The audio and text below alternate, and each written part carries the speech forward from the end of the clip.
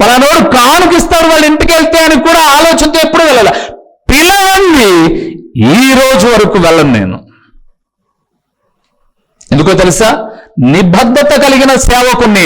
నా దేవుడు పిలిస్తే సేవలోకి వచ్చాను తప్ప మీరు ఎవరు పిలిచినా సేవలోకి వచ్చాను అని కాదు నేను.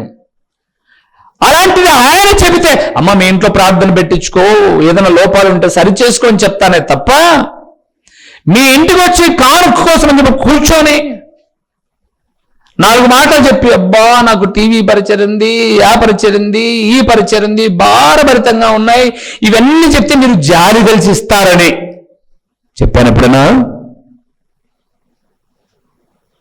దాతృత్వం అనేది హృదయానికి సంబంధించింది. ఒక వ్యక్తిని చూపిస్తాను మీకు, ఇంకొకరిని దాతృత్వంలో. కొరింథీయులకు రాసిన 2వ పత్రిక,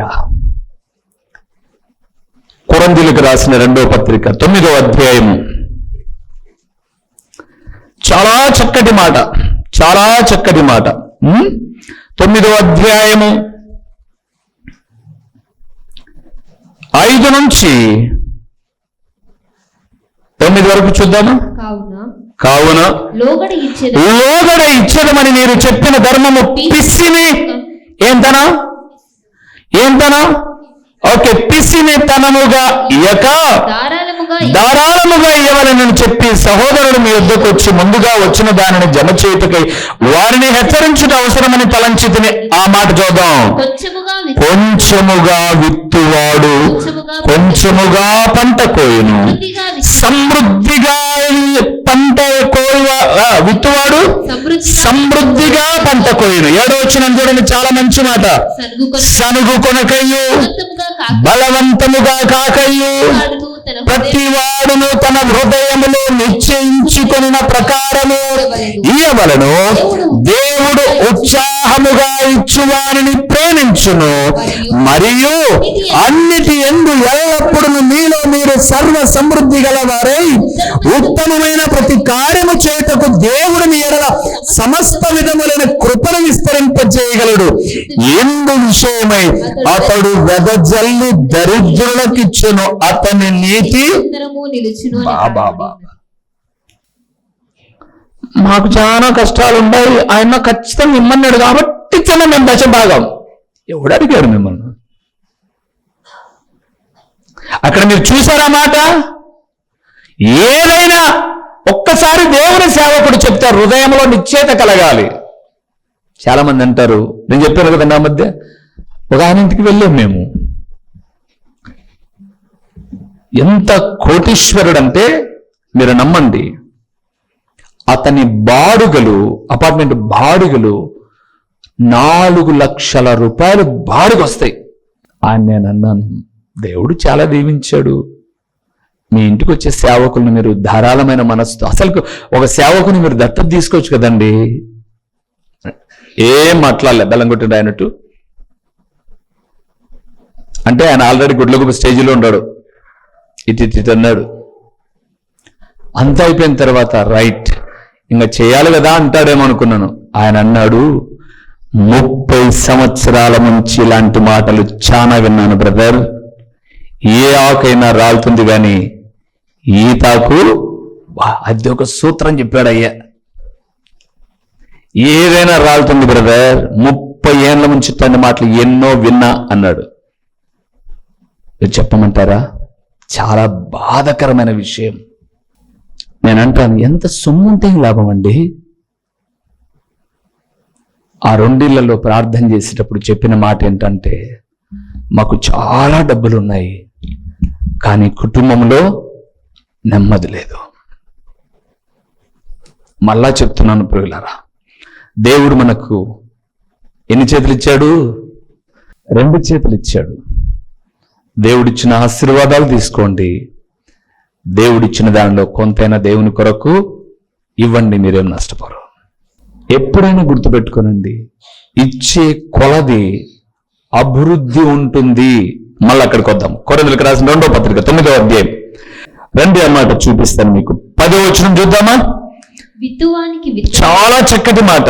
మీరు ఎన్నో మాటలు చదివింటారు, కానీ ఈ వివరణ వచ్చిండదు. 9వ అధ్యాయం 10వ వచనం, విత్తువానికి విత్తనమును తినుటకు ఆహారమును దయచేయు దేవుడు మీకు విత్తనము దయచేసి విస్తరింపచేసి మీరు ప్రతి విషయములో పూర్ణ ఔదార్య భాగ్యము గలవారగునట్లు మీ నీతి ఫలమును వృద్ధి పొందించు.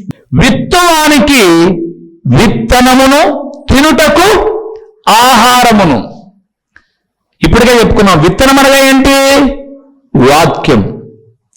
ఆ వాక్యాన్ని మీకు ఇచ్చి, తినడానికి ఆహారము మీకు ఇచ్చి, మిమ్మల్ని విస్తరింపచేసి, అదే చెప్తున్నాను, దేవుడు మీకు విత్తనము దయచేసి విస్తరింపచేసి మీరు ప్రతి విషయంలో ఎలాగుండాలని? పూర్ణ ఔదార్య భాగ్యము గలవారగునట్లు మీ నీతి ఫలములు విస్తరింపచేయుడి. సామెతల గ్రంథం 11వ అధ్యాయం 25వ వచనాన్ని మీరు చూస్తున్నప్పుడు, ఔదార్యము గలవారు పుష్టి నందుదురు, నీళ్లు పోయి వారికి అది. ఇలాగ చెప్పడానికి కారణం తప్పుగా అనుకోమాకండి, తప్పుగా అస్సలు అనుకోమాకండి.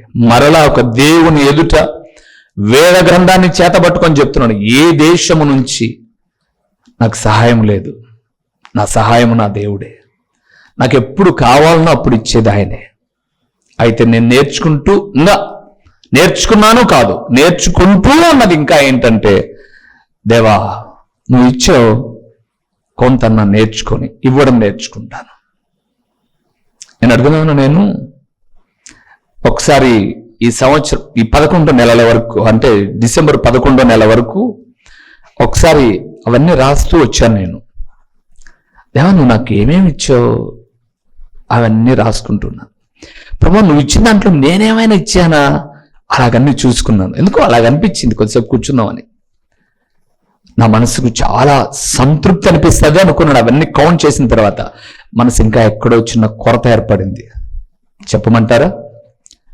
సేవకుల కొరకు, లేదా కొన్ని పరిచర్యల కొరకు, కొన్ని ఇబ్బందుల కొరకు 2025వ సంవత్సరంలో 2,20,000 రూపాయలు ప్రతిఫలం ఆశించుకోకుండా గుప్పిలు విప్పిన సందర్భము దేవుడు గుర్తు చేశాడు.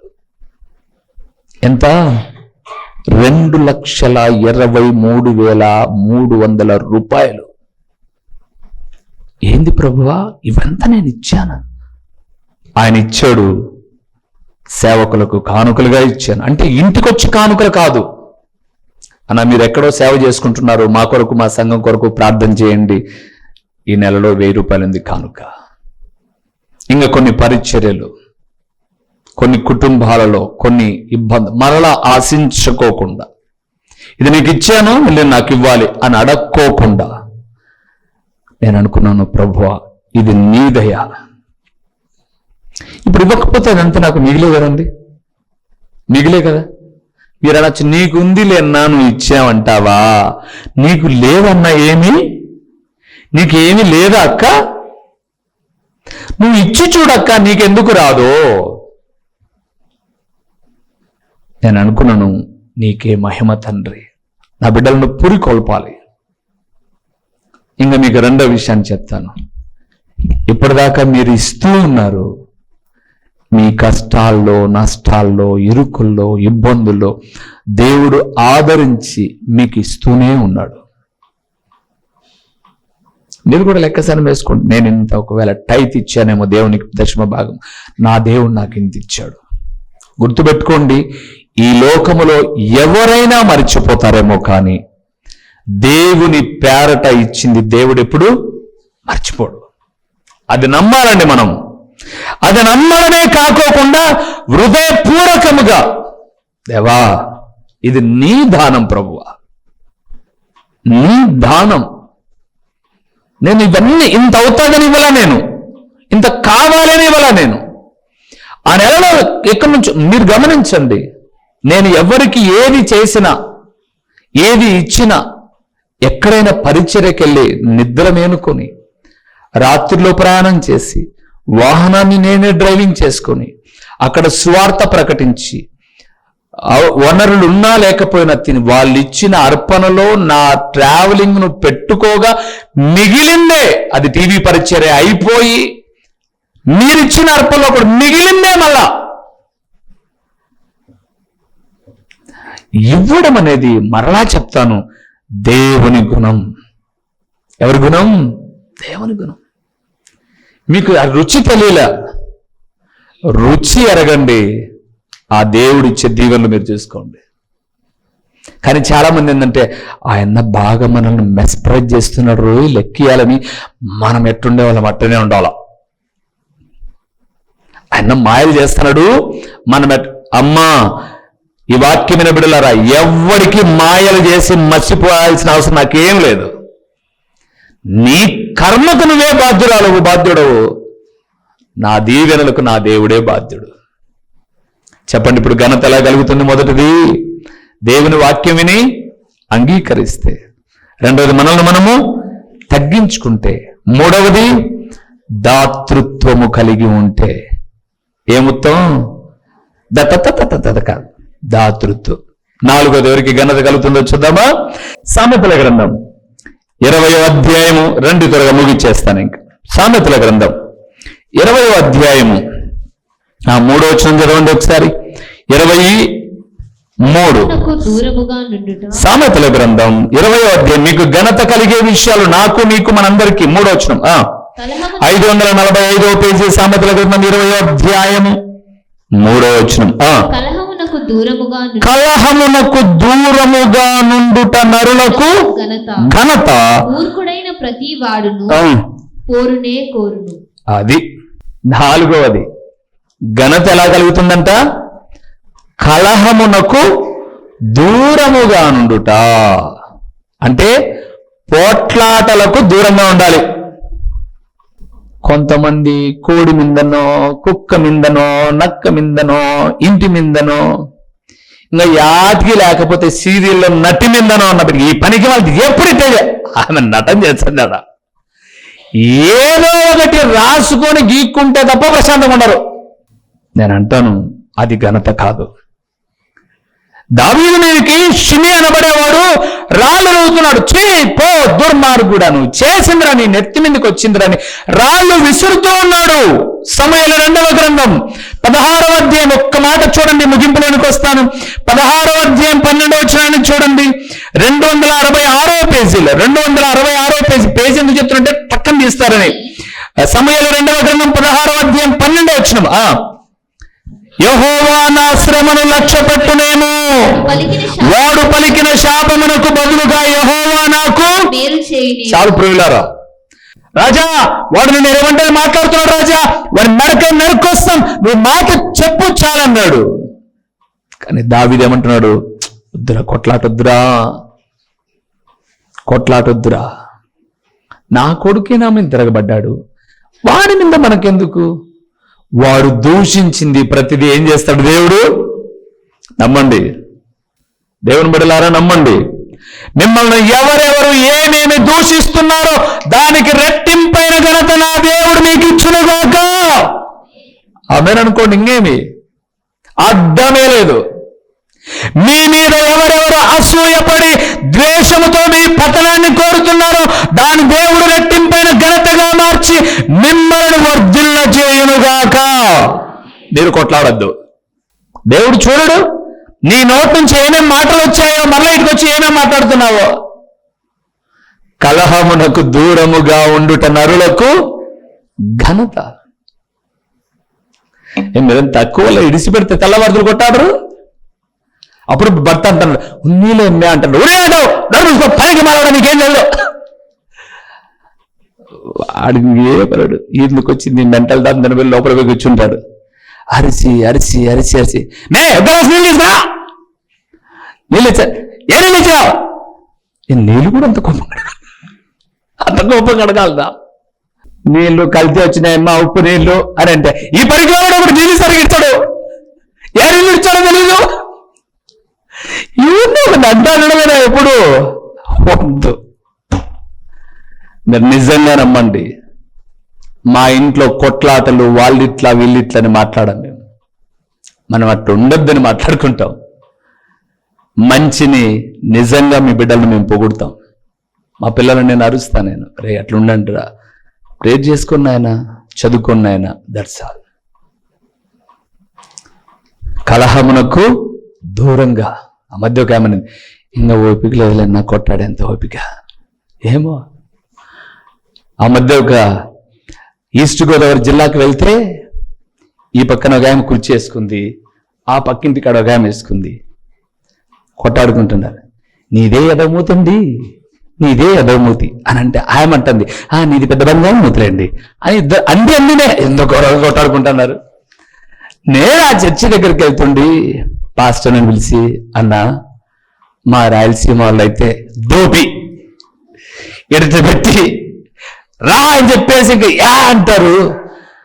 మీ వాళ్ళు ఎంత మంచి వాళ్ళన్నా ఆడ ఈడ కూర్చొని అని అంటే, నీకు అట్ట అర్థమైందా, ముందు వాక్యం చెప్పి మళ్ళొద్దాం అన్నాడు.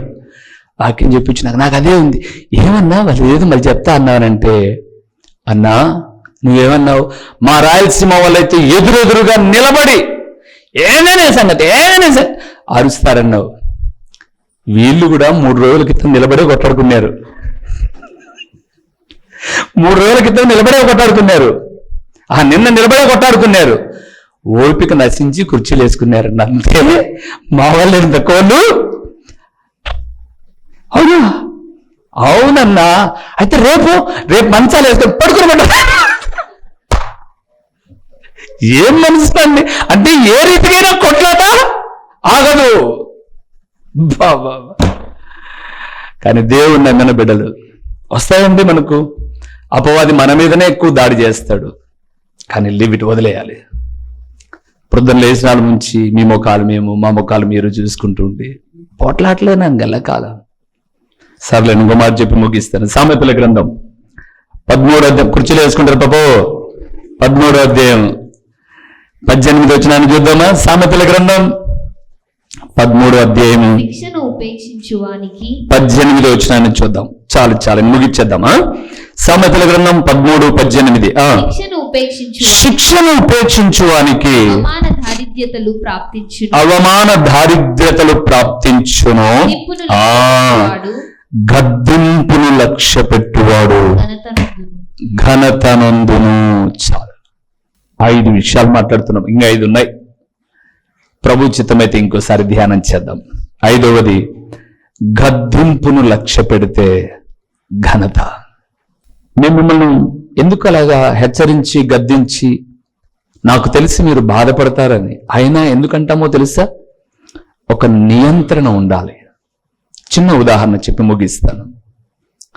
మన పిల్లలు ఆ కాలంలో కైట్స్ ఏంటివి, గాలిపటాలు ఎగరేస్తారు. గాలిపటం చాలా పైకి వెళ్ళిపోతూ ఉంటుంది. ఏడున్న పిల్లవాడు దాన్ని కంట్రోల్ చేస్తూ ఉంటాడు. గాలిపటం అనుకుంటుంది, వాడు నన్ను కంట్రోల్ చేయకపోతే ఎగిరి ఆకాశాన్ని అనుకుంటుంది. అలాగ అనుకుంటూ ఉన్నప్పుడు ఇంకొకటి తోడయ్యో ఇంకొక రీతిగానో తెగుతుంది, గాలిపటం తెగుతుంది. తెగిన గాలిపటాలు ఎక్కడెక్కడ ఉంటాయో మీకు బాగా తెలిసిన కన్నా. ఎక్కడుంటాయి? ట్రాన్స్ఫార్మర్ మీద, కరెంటు వైరుకు ఇలాగ ఉరేసినట్టు ఏలాడుతా ఉంటుంది. దాన్ని ఇంకా వేరేవాడు కూడా తీసుకోలేడు. దారం వచ్చి దానికి చుట్టుకొని ఇలాగ ఏలాడుతా ఉంటుంది. మీకు గద్దింపు నియంత్రణ లేకపోతే ఒక దినాన అపవాది మిమ్మల్ని అలాగే చేస్తాడు. ఆ నియంత్రణ కొరకే ఒక కాపరి, వాక్యానుసారంగా హెచ్చరించే దైవ సేవకులు మనకు అవసరం. సహజంగా బైబిల్ చెప్పిన మాట ఏంటి అని మనం చూస్తే, అక్కడే మీరు 13వ అధ్యాయం తర్వాత చూసుకోనండి. తండ్రి శిక్షించిన కుమారుడు ఏమవుతాడట? జ్ఞానము గలవాడగును అని రాయబడింది 13వ అధ్యాయం 1వ వచనం సామెతల గ్రంథంలో. తండ్రి అనే అధికారం ఉన్నప్పుడు గద్దిస్తాడు. నా పిల్లలు, నా సంగపు బిడ్డలు 10గురిలో ఎక్కడ తక్కువ కనపడకూడదు, వారు ఘనతాస్పదముగా ఉండాలి అన్నప్పుడే ఇలాగొద్దు నాన్న, ఇలాగొద్దు అని అంటారు. బైబిల్ గ్రంథంలో హిజ్కియాను యెషయా వచ్చి గద్దించాడు. ఏంటయ్యా నువ్వు చేసింది? నీ ఇల్లు వాకిలి అంతా చూపించేసావు. తర్వాత మీరు చదువుకోండి, రాజుల 2వ గ్రంథం 20వ అధ్యాయం 18-19 ఉంటాయి. ఏంటివంతా? నీ జీవితంలో ఏదైతే చూసుకుని అతిశయపడ్డావో అవేముండదు, ఊడ్చేస్తాడు దేవుడు అన్నాడు. హిజ్కియా అంటాడు, నా కాలంలో జరగవు కదా, సరేలే పొరపాటు చేశాను. అలాగే రాజుల 1వ గ్రంథం 21-29 ఆహాబును గద్దిస్తాడు. ఏమయ్యా, అన్యాయంగా నాబోతు తోట లాక్కొని వాడిని పాడు చేసావు, నీవు నీ కుటుంబం ఇలాగ నేల మీద ఉండకుండా తుడిచిపెడతారు అన్నాడు. ఆహాబు పశ్చాత్తాపడి ప్రార్థన చేశాడు. దేవుడు అంటాడు, ఆహాబు పశ్చాత్తాపడ్డాడు, శిక్ష ఇప్పుడొద్దు, తర్వాత అని చెప్పు. ఏదో మీ మీద అజమాయిషి చేద్దాం, అధికారం చేయాలని ఎవడమండి మేము? ఒక ఆత్మీయ తండ్రిగా, దేవుని సేవకులుగా మీరిచ్చే 10 రూపాయలు ప్రతి రూపాయికి దేవా నేను యథార్థంగా వాక్యం చెప్పాను అని చెప్పించుకోవాలని, ఏదో మబ్బె పెట్టి మసిపూసి మాయలు చేసి మీ ఇళ్ళకొచ్చి మీతో కూర్చొని సరసాలాడి జోకులు వేసి ఇలాంటి కావాలా మీకు? అలాంటి సేవకునైతే కాదు.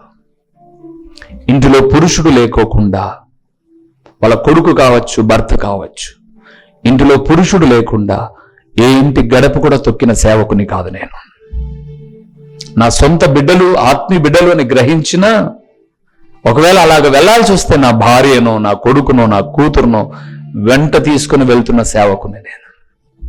ఎందుకో తెలుసా? ఎక్కడ కూడా అపవాదికి చోటు ఇవ్వకూడదు. ఆయన ఏందబ్బా వాళ్ళ ఇంటికి పోయి వస్తూ ఉంటాడు, ఎందుకు ప్రార్థనకు వెళ్ళినా కూడా ఎన్ని అపార్థాలు వస్తాయి. చివరికి కిందన ఎవరైనా ప్రార్థన చేసుకుంటున్నా కూడా పైన ప్రార్థన కూడా చేసుకోను, నేను రాను. నా ఇంటిని, నా గదినే ప్రార్థనా గదిగా చేసుకున్నాను తెలుసా.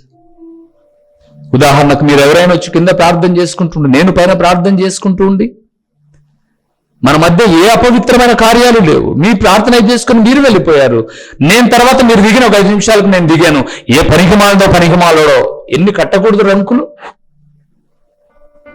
గద్దింపులో ఉన్న అర్థం ఏంటంటే, ఒక సేవకునండి నేను.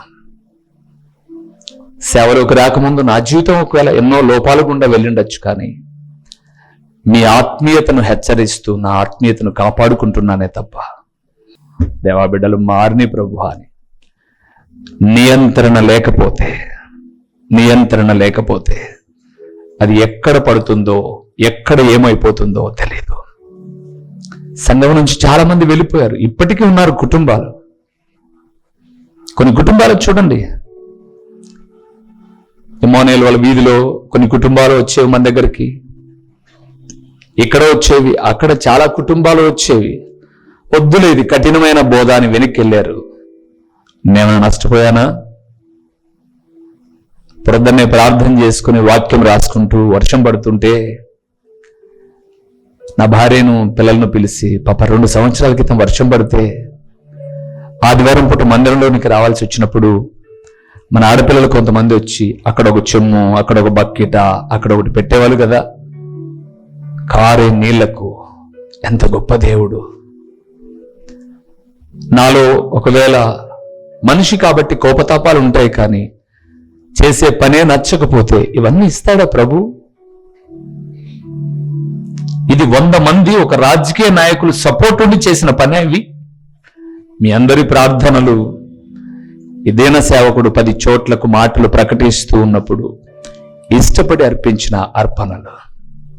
మరలా చెప్తున్నాను ప్రియులారా, గద్దింపును లక్ష్య పెట్టండి, ఘనతను స్వతంత్రించుకుంటారు. లేచి నిలబడండి, ప్రార్థన చేద్దాం.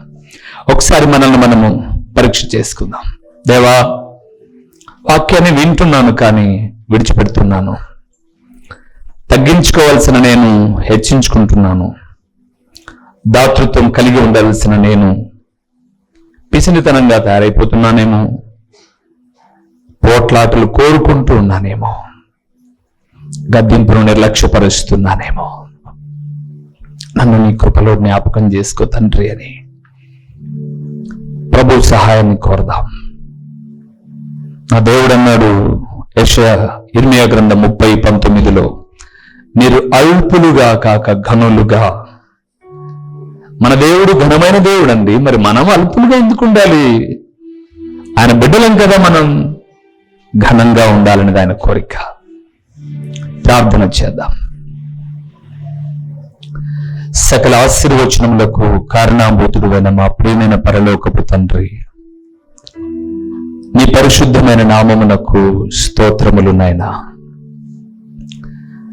నీ ప్రియ కుమారుడి ద్వారా మమ్మల్ని రక్షించుకుని ఘనతాస్పదముగా మమ్మల్ని నిలబెట్టుకున్నట్టుకు ప్రణాళికలు సిద్ధపరుస్తూ ఎప్పటికప్పుడు మీ మాటలు అందిస్తూ ఉన్నందుకు స్తోత్రములు తండ్రి. మేము కేవలం వినువారు మాత్రమే ఉండి భిన్నంగా ప్రవర్తించుకునుకోకుండా మీ వాక్య ప్రకారముగా ప్రవర్తించి ఘనపరచబడినట్లు కృప చూపండి. పరిశుద్ధాత్ముడా, ఇంతవరకు నిలబెట్టుకుని మీరు మాట్లాడారు నాయన. మాట్లాడిన ప్రతి మాట మేము ఇంటికెళ్ళి మరిచిపోక మరలా మా కుటుంబ ప్రార్థనలో, వ్యక్తిగత జీవితాల్లో జ్ఞాపకము చేసుకుంటూ మీ నామాన్ని ఘనత కలిగే రీతిగా మేము జీవించడానికి కృపనివ్వండి. ఈ మాటలు మాట్లాడుతున్నప్పుడు ఎవరి మనసులైనా కృంగి ఉన్నట్లయితే వారు సరిచేసుకునే మనస్సును వారు కలిగి ఉండడానికి, కృంగుదలలో నుంచి విడుదల పొందడానికి మీరు సహాయం చేసి మహిమ పొందుమని ఎంతైనా నమ్మదగిన దేవుడువని మీకు స్తుతులు చెల్లించుకుంటూ యేసు నామములో అడిగి పొంది ఉన్నాము తండ్రి, ఆమేన్. మా చిరునామా దైవజనుడు బ్రదర్ ఓ రూబేన్ గారు, క్రీస్తు ప్రార్థనా మందిరం, డోర్ నెంబర్ 1-10-386, నగరిగుట్ట, పులివెందుల, కడప జిల్లా. మీ ప్రార్థనా అవసరాల కొరకై సెల్ నంబర్ 9989067409.